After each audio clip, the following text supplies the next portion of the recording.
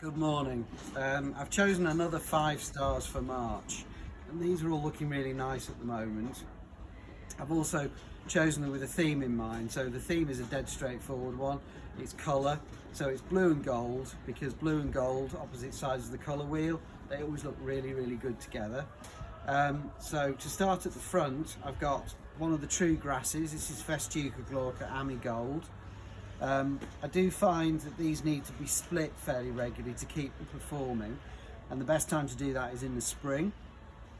You just simply dig them up, chop them in half or whatever sort of division looks suitable, improve the soil and replant them, and off they go again. And another good front of border plant or great ground cover is this. It's one of the periwinkles. I'm sure most of you will know it.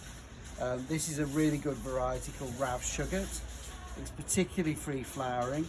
It's a lovely true blue, periwinkle blue, hence the name. And it just crawls along the ground. It's evergreen. Quite happy in shade as well if you've got a shady position.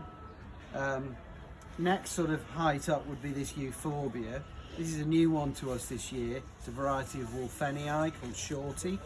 It's got this lovely blue-grey foliage and these fantastic limey yellow flowers, which are not true flowers, they're bracts, but they last for a really long time.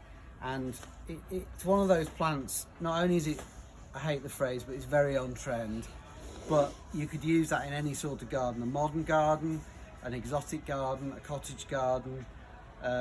Again, it prefers sun, but it will tolerate some shade as long as the drainage is good.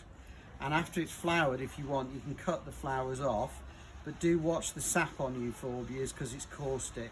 So if you're going to ever prune them, use gloves and watch that it doesn't get anywhere near your eyes. But as we're all wearing masks and things, I'm sure that wouldn't be a problem. The next one up is a stalwart of the shrub border. It's a relatively new plant. It was probably introduced in the 80s, but it's one of those plants that everybody's got now.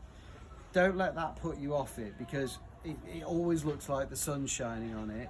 It's evergreen, which is unusual for something as bright as this. It does have small white flowers, usually May, June, which are scented, and the foliage is also kind of aromatic, sort of herby. It might get too big for some people, but you can always trim it back after it's flowered and keep it to 3 or 4 foot. If you leave it, it'll probably get maybe 5, 6 foot tall in a broad dome. But it does look very good with the next one, which is a back of border plant.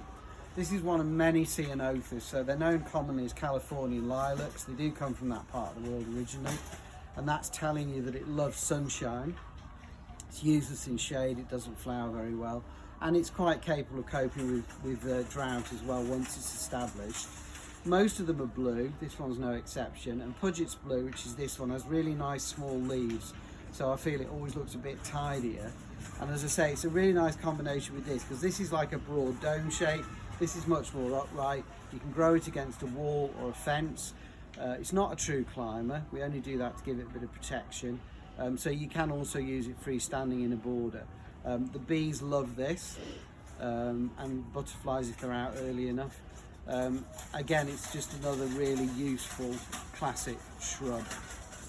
And they can all be used together, or they're perfectly good and strong enough to stand on their own 2 feet.